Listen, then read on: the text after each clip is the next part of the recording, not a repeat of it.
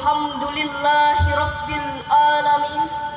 Wassalatu wassalamu ala asrafil anbiya'i wal mursalin Sayyidina wa maulana Muhammadin wa ala alihi wa sahbihi ajma'in.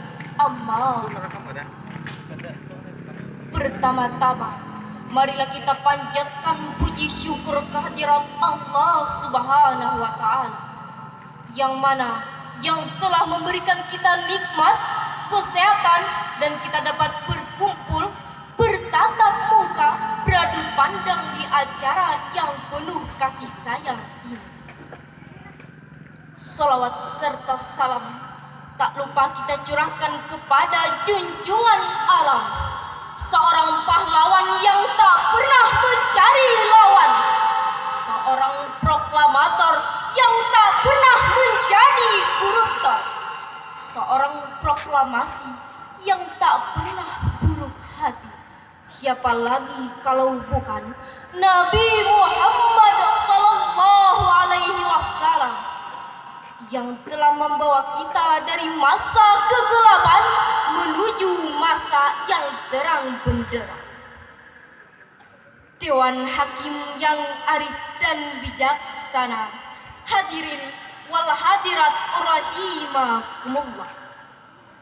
Otoritas intelektual memerlukan keseimbangan. Manusia tidak hanya diberikan pikiran, tetapi juga hati. Memang kita memerlukan teknologi, tetapi jika tanpa bimbingan hati yang dibaluti nilai keimanan, teknologi dan ilmu pengetahuan akan berkembang secara liar, reduktif terhadap psikologi pemuda muslim. Jika tanpa diiringi filter yang kuat, Islam tidak mungkin hari ini menjadi bigolarisme dan hiperanisme di masa-masa akan datang.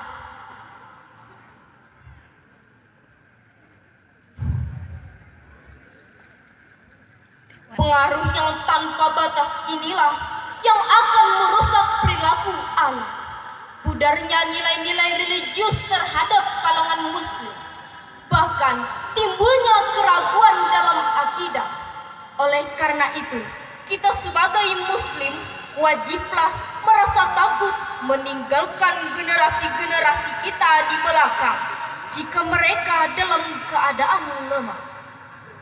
Profesor Dr. B.J. Habibie mengatakan, setidaknya ada 5 kelemahan yang harus kita hindari, yakni lemah harta, dhaiful amwal, lemah fisik, dhaiful jismi, lemah ilmu, dhaiful ilmi, lemah semangat hidup, dhaiful jud, dan yang sangat ditakutkan adalah lemah akhlak, dhaiful akhlak.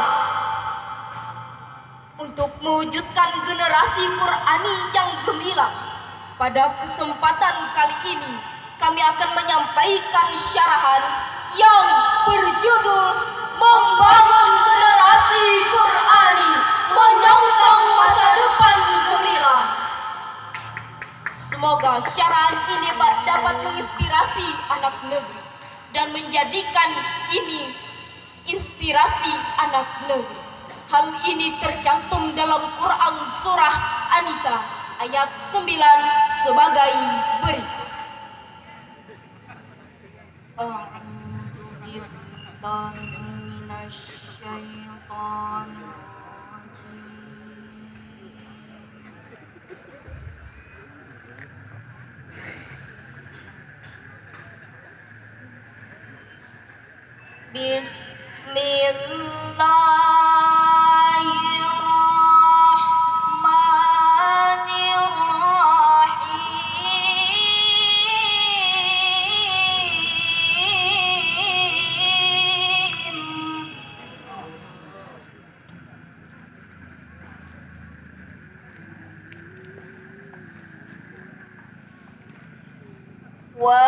وَلْيَخْشَ الَّذِينَ لَوْ تَرَكُوا مِنْ خَلْفِهِمْ ذُرِّيَّةً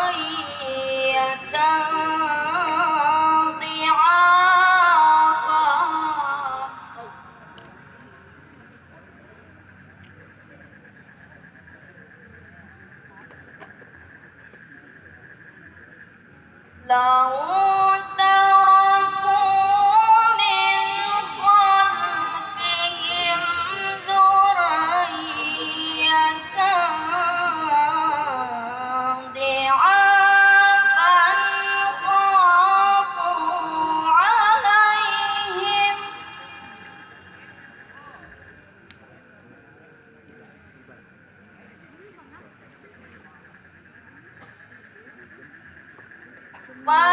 فليتقوا الله وليقولوا قولا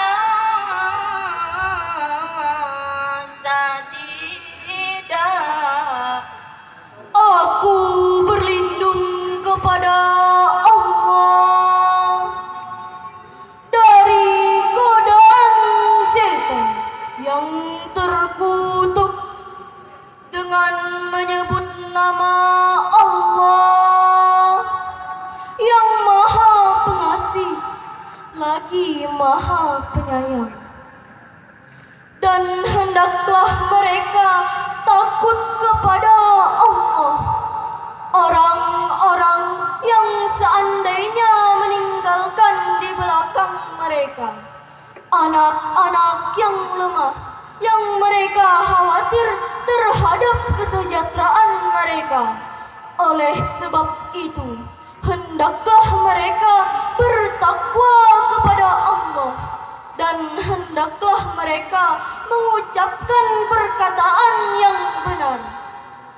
Dewan Hakim yang arif dan bijaksana, hadirin wal hadirat rahimakumullah. Islam membutuhkan golongan yang kuat fisiknya, mantap imannya, dan benar pemikirannya. Golongan inilah yang dinantikan untuk membawa bendera Islam. Presiden pertama negara kita berkata, berikan aku 10 orang pemuda, niscaya akan kugoncangkan dunia. Tetapi jika kau berikan kepadaku 100 orang tua, maaf, aku tidak bisa berbuat apa-apa. Insinyur Soekarno mengatakan demikian, bahwa beliau tahu pemuda memiliki potensi, energi, dan kekuatan yang dapat diandalkan.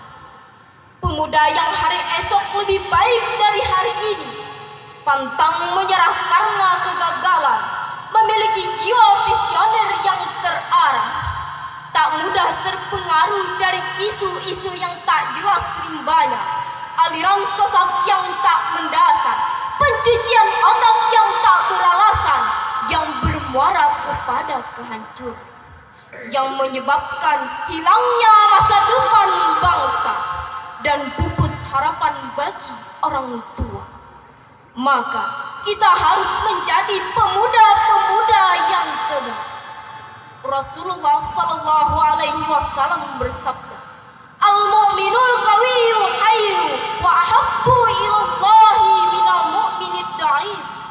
Seorang mukmin yang lebih baik dan lebih dicintai oleh Allah ketimbang mukmin yang lemah. Dengan adanya intellek yang kuat, dia tidak akan membiarkan Islam tinggal slogan, tak dibiarkan Al-Quran tinggal tulisan, tak mau hampa dari pengalaman, tak usah tergoda dari artis-artis yang tak bermoral, dan meronta batinnya jika melihat masjid tinggal bangunan. Sebagaimana firman Allah Subhanahu wa Ta'ala dalam Quran surah Az-Zumar ayat 9 sebagai berikut.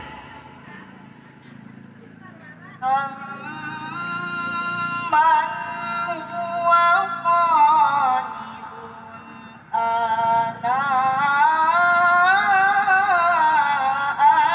al-laili sajidan wa qa'iman yahdharul akhirah.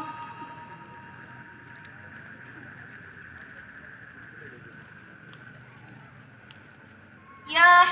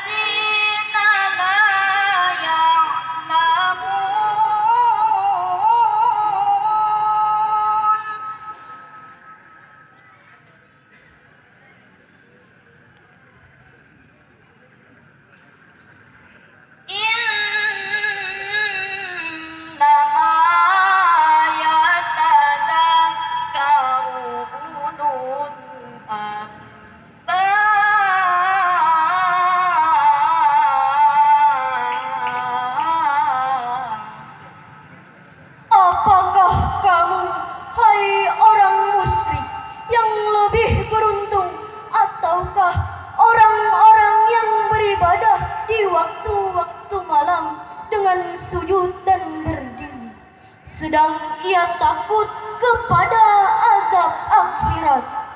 Katakanlah, adakah sama orang-orang yang mengetahui dengan orang yang tidak mengetahui? Sesungguhnya hanya orang yang berakallah yang dapat menerima pelajaran. Dewan Hakim yang arif dan bijaksana, hadirin wal hadirat rahimakumullah. Bukti sejarah telah menegaskan kepada kita bahwa Islam agama yang telah diakui pihak barat.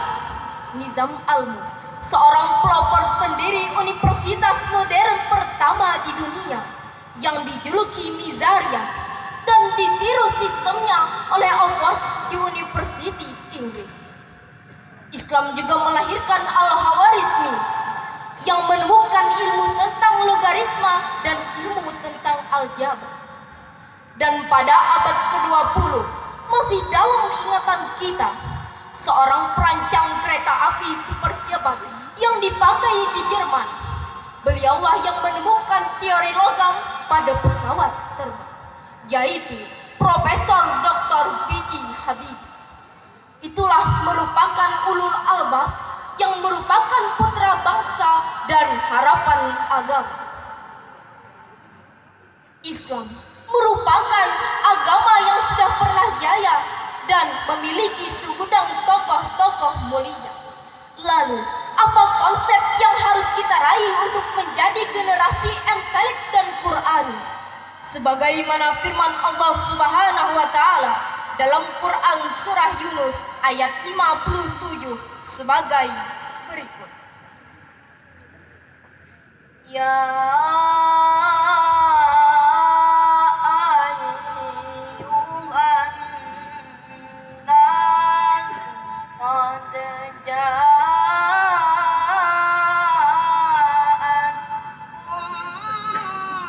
maw'izatun min rabbikum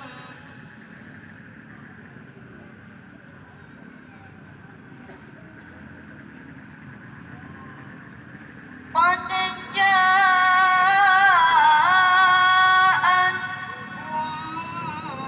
maw'izatun min rabbikum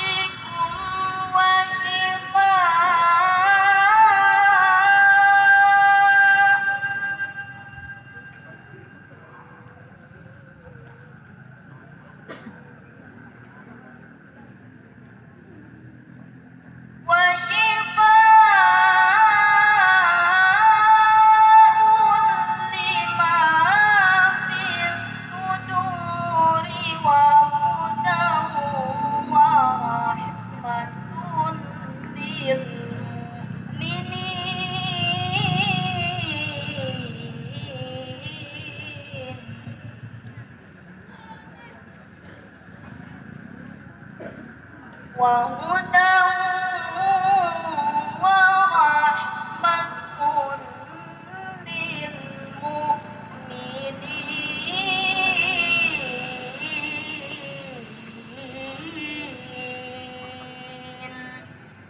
Sadaqallahul azim.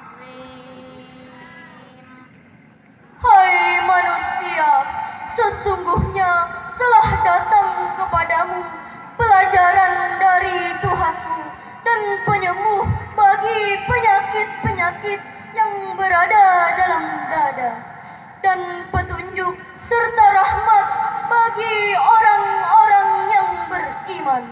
Maha benar Allah atas segala firman-Nya. Dewan Hakim yang arif dan bijaksana, hadirin wal hadirat rahimakumullah. Oleh karena itu, kita wajib berpedoman kepada Al-Quran. Tidak hanya mengagungkan nenek moyang di masa lalu, tetapi kita harus menjadi diri sendiri untuk masa yang akan datang.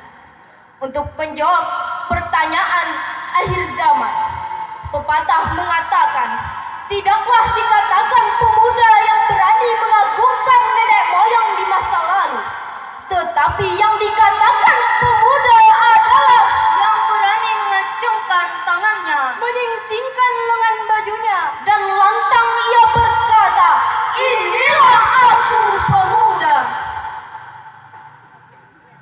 Wahai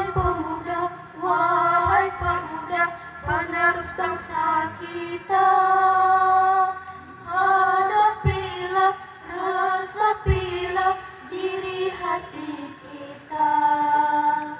Wahai pemuda-pemudi, penerus bangsa ini, bersikap budi pekerti untuk kelak nanti. Semoga syarat ini dapat bermanfaat bagi kita semua. Amin amin ya rabbal alamin. Wabillahi